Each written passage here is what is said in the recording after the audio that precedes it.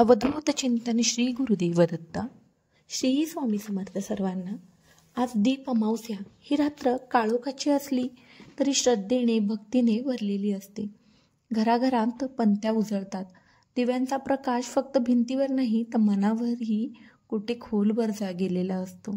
पण या सगळ्यात एक पारंपरिक पण फार कमी लोकांना माहीत असलेली गोष्ट अशी आहे की ती म्हणजे 11 कणकेची दिवे.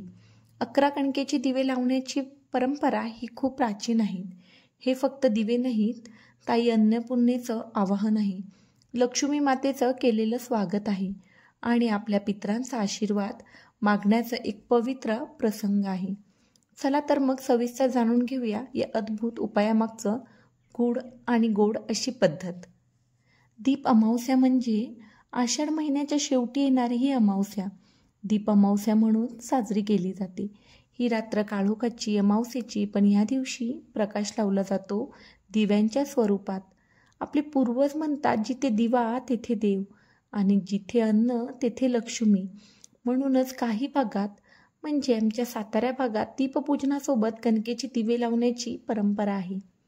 कणकेची दिवे का लावतात बरे? तर गहू म्हणजे अन्नाचं मूळ. अन्न हे जीवनाचं सार आहे. जेव्हा आपण गव्हाच्या कणकेपासून हा दिवा बनवतो तेव्हा आई अन्नपूर्णेची पूजा होते. या दिव्यांमध्ये तेल, तूप किंवा तिळाचं तेल घालू शकता. कापसाची वात घालून हे दिवे लावले जातात.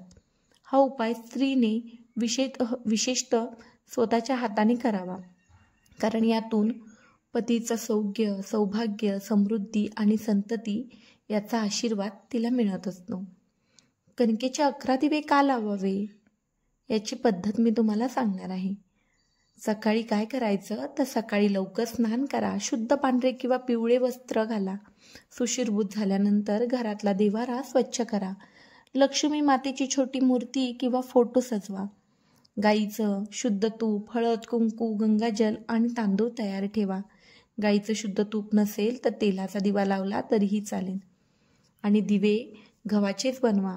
गव्हाचे दिवे तयार करण्याची पद्धत: एक थोडंसं गव्हाचं पीठ जाडसर एका ताटात घ्या. त्यात थोडंसं तूप किंवा दूध घालून घट्ट मळा. मळलेल्या गोळ्यातून 11 छोटे दिवे बनवा. जशी मातीच्या दिव्यांची रचना असते तशीच. दिव्यात कापसाची वात ठेवा. शक्यतो तुपात भिजवलेली असेल तर अतिउत्तम. नसेल तर तेल, गाईचं तूप, तिळाचं तेल किंवा नारळाचं तेल वापरलं तरीही चालेल.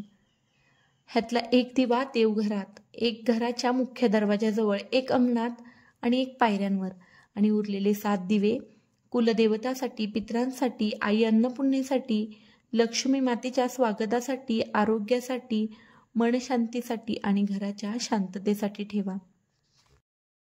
प्रत्येक दिवा लावताना हा मंत्र म्हणा. हा मंत्र मी तुम्हाला डिस्क्रिप्शनमध्ये सुद्धा देईन. शुभम भवतु लक्ष्मे नमः, शुभम भवतु पितृभ्य नमः, शुभम भवतु कुलदेवताय नमः, शुभम भवतु सर्वभ्य. तर याचे फायदे काय होतात? तर सौभाग्यवती स्त्रियांना पतिसौख्याचा आशीर्वाद मिळतो. ज्यांना संतती होत नसेल त्यांना संतती सुख प्राप्त होतं. घरात अन्नधान्याची कधीच कमतरता राहत नाही आणि आपले पित्र शांत होतात. त्यांचा आशीर्वादही आपल्याला मिळतो.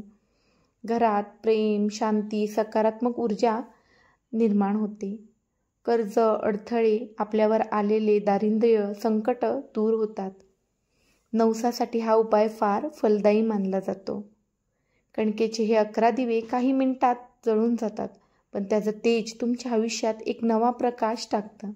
तो प्रकाश म्हणजे श्रद्धेचा, देवत्वाचा आणि प्रेमाचा असतो. एकदा या दिव्यांमध्ये तुमचं मन ओतलं तर लक्ष्मी स्वतः तुमच्या दारी थांबते. दीप अमावस्येच्या आपणास आणि आपल्या कुटुंबास मनपूर्वक शुभेच्छा. श्री स्वामी समर्थ.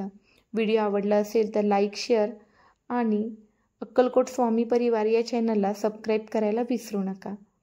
आमच्या पुढील व्हिडिओमध्ये आपण अशीच एक प्राचीन पण शक्तिशाली उपाय पाहणार आहोत. तोपर्यंत तुम्हा सर्वांना श्री स्वामी समर्थ.